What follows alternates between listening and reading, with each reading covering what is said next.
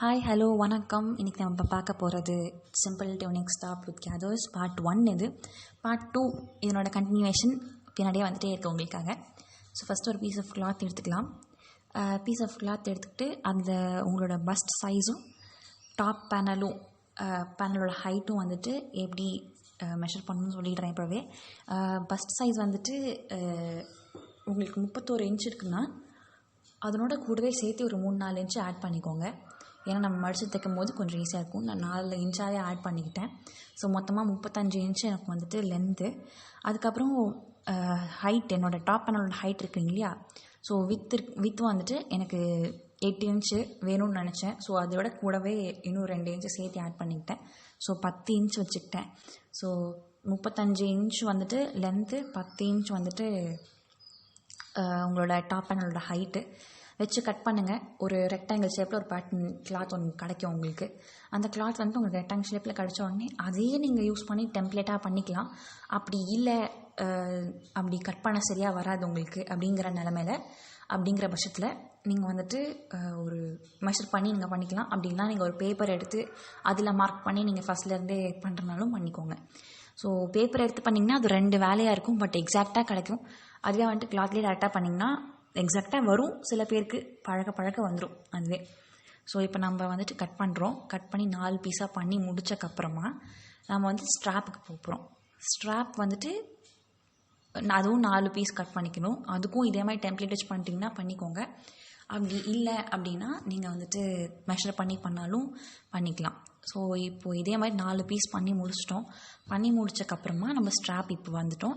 ஸ்ட்ராப்புக்கு வந்துட்டு மெஷர்மெண்ட் வந்துட்டு நீங்கள் ஷோல்டர் பாயிண்ட் இருக்கு இல்லையா, ஷோல்டர் பாயிண்ட்லேருந்து கீழே உங்களோட ட்ரெஸ்ஸோட நெக்லைன் எவ்வளோ வரணுமோ அது வரைக்கும் நீங்கள் வச்சுக்கோங்க. ஸோ உங்களுக்கு எவ்வளோ டெப்த்தில் உங்களுக்கு நெக்லைன் இருக்கணுமோ, அந்த டாப் பேனலோட ஸ்டார்டிங் இருக்கணுமோ அது வரைக்கும் மெஷர் பண்ணி மார்க் பண்ணிக்கோங்க. ஸோ எனக்கு வந்துட்டு முன்னாடி 5 இன்ச்சு பின்னாடி 5 இன்ச்சு வச்சுருக்கேன். உங்களுக்கு பின்னாடி கொஞ்சம் டீப்பாகவே இருக்கட்டும் அப்படின்னு நீங்கள் நினச்சிங்கன்னா கொஞ்சம் இன்க்ரீஸ் பண்ணிக்கோங்க. அப்படி டீப்பாக வேண்டாம், கொஞ்சம் சின்னதாகவே இருக்கட்டும் அப்படின்னு நீங்கள் நினச்சிங்கன்னா கம்மி பண்ணிக்கோங்க. நான் 2 பக்கமும் 5 இன்ச்சு வச்சிட்டேன். ஸோ இப்போ வந்துட்டு மொத்தமாக 10 இன்ச்சு லென்த் வரும். ஸோ வித் வந்துட்டு நான் 4 இன்ச்சு வச்சுருக்கேன். உங்களுக்கு எவ்வளோ வேணுமோ நீங்கள் வச்சுக்கோங்க. அதுக்கப்புறம் இப்போ கட் பண்ணி முடிச்சக்கப்புறமா இதுவும் 4 பீஸ் நம்ம கட் பண்ணணும்.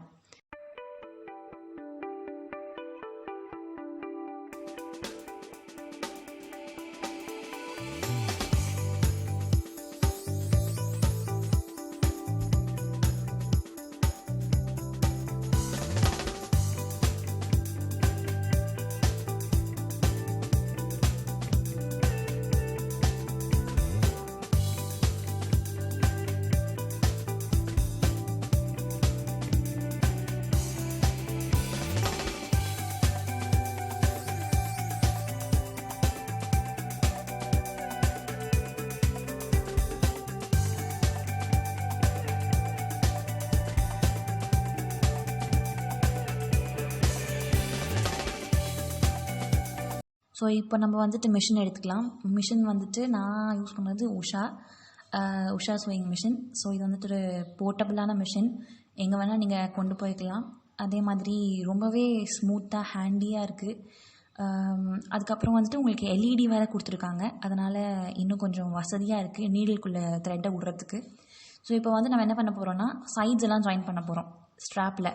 ஆனால் ஒரே ஒரு வித் சைடு மட்டும் விட்டு வைக்கிறோம், ஜாயின் பண்ணாமல்.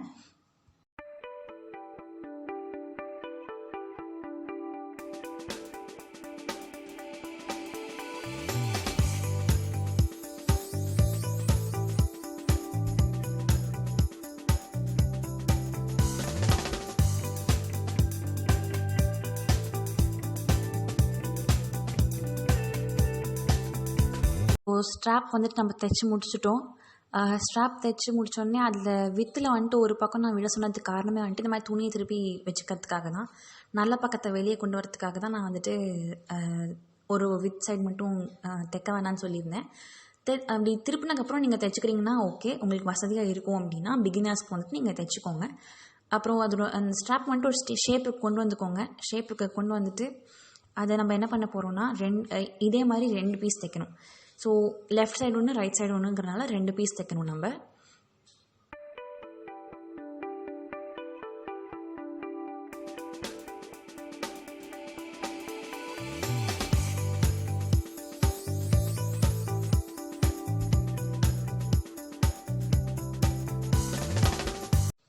ஸோ இப்போ 2 பீஸ் தைச்சி முடித்த ஸ்ட்ராப்பை வந்துட்டு நம்ம டாப் பேனலோட ஜாயின் பண்ண போகிறோம். அதுக்கெல்லாம் முன்னாடி நம்ம டாப் பேனல் எடுத்துக்கிட்டோம்.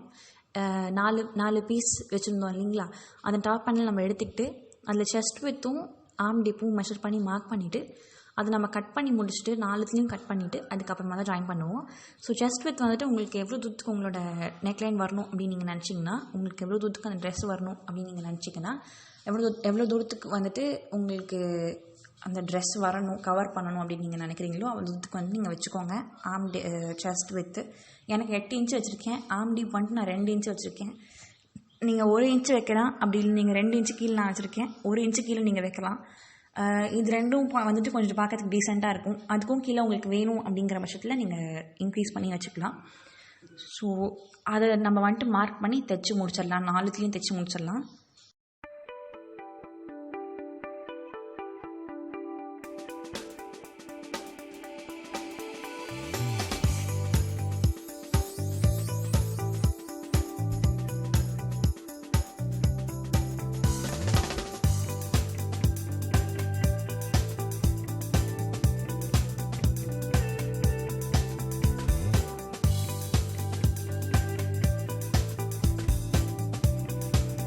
இப்போது நம்ம வந்துட்டு 4த்தையும் தைச்சிட்டோம். இந்த 4த்தையும் தைக்கும் போது ஒரு விஷயம் கவனத்தில் வச்சுக்கோங்க, 4மே வந்துட்டு ஒரே மாதிரி இருக்கணும். அது ரொம்ப ரொம்ப இம்பார்ட்டண்ட். இப்போ நம்ம என்ன பண்ண போகிறோம்னா, ஒரு டாப் பேனல் எடுத்துக்கிட்டு நம்மளோட செஸ்ட் வித் இருக்குங்க இல்லையா, அதோட எண்டில் ஒரு ஸ்ட்ராப்பை வைக்க போகிறோம், இன்னொரு எண்டில் இன்னொரு ஸ்ட்ராப் வச்சு தைக்க போகிறோம். அதுக்கப்புறமா அது மேலே இன்னொரு டாப் பேனல் வச்சு நம்ம மூடி 2த்தையும் வச்சு தைக்க போகிறோம். ஓகேங்களா? இப்போ எப்படின்னா காமிச்சிருக்கோம் இல்லைங்களா, ஃபஸ்ட்டு ஒரு டாப் பேனல், அதுக்கப்புறம் 2 ஸ்ட்ராப்பு, அதுக்கு மேலே இன்னொன்று வச்சு அதுக்கப்புறமா தைக்க போகிறோம்.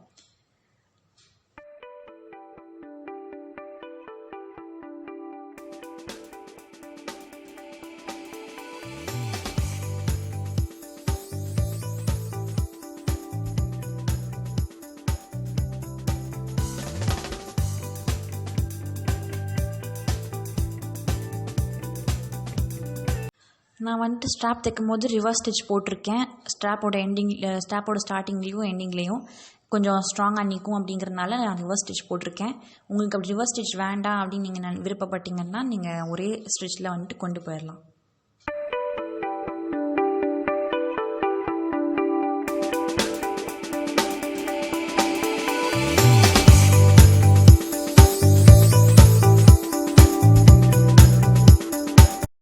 ஸோ இப்போ ஸ்ட்ராப் தைச்சி முடித்த உடனே அப்படியே கண்டினியூஸாக வந்துட்டு நம்ம சைடு எல்லாத்தையும் ஜாயின் பண்ண போகிறோம்.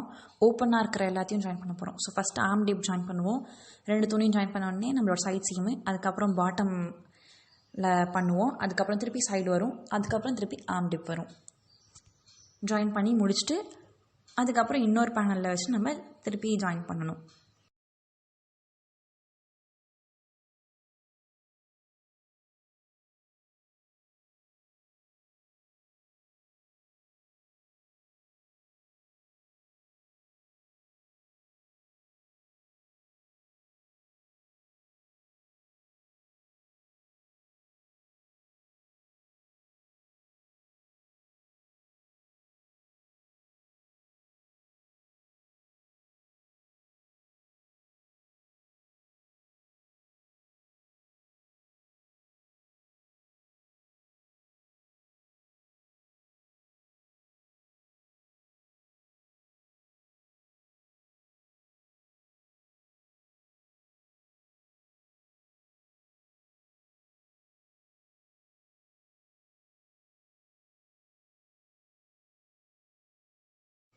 இப்போது சைடெல்லாம் ஜாயின் பண்ணி முடித்தோடனே இன்னொரு டாப் பேனல் எடுத்துக்கோங்க.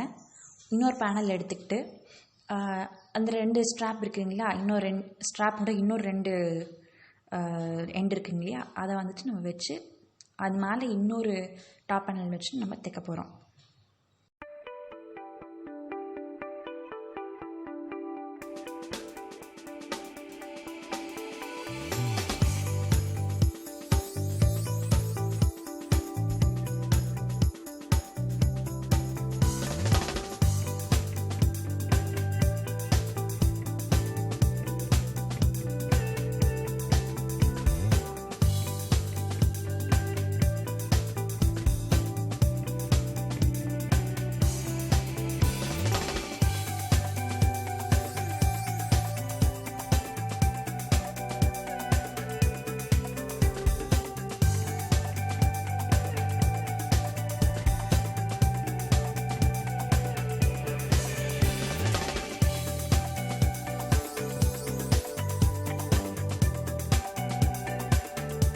அதே மாதிரி தான் நம்ம போன துணியில் பண்ண மாதிரி இதுலேயும் ஆர்ம் டிப்பு, சைடு, அப்புறம் பாட்டம், திருப்பி சைடு, அப்புறம் ஆர்ம் டிப் ஜாயின் பண்ண போகிறோம்.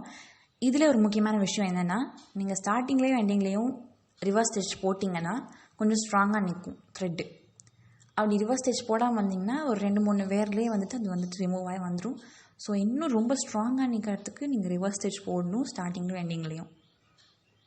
ஸோ இப்போ எல்லா பக்கமும் ஜாயின் பண்ணி முடிச்சிடலாம்.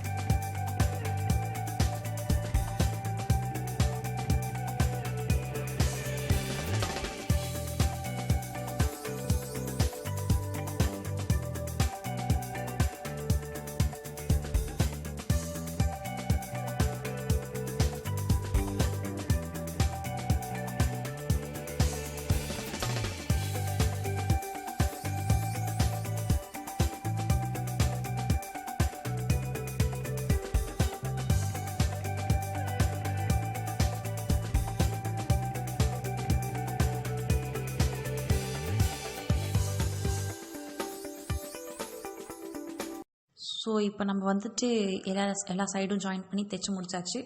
இப்போது இது இனிஷியல் ஸ்டேஜ் ஆஃப் கார்மெண்ட்னு வச்சுக்கலாம். ஸோ இவ்வளோ தாங்க பார்ட் 1. பார்ட் 2ல் திருப்பி சந்திக்கலாம். பாய் பாய்.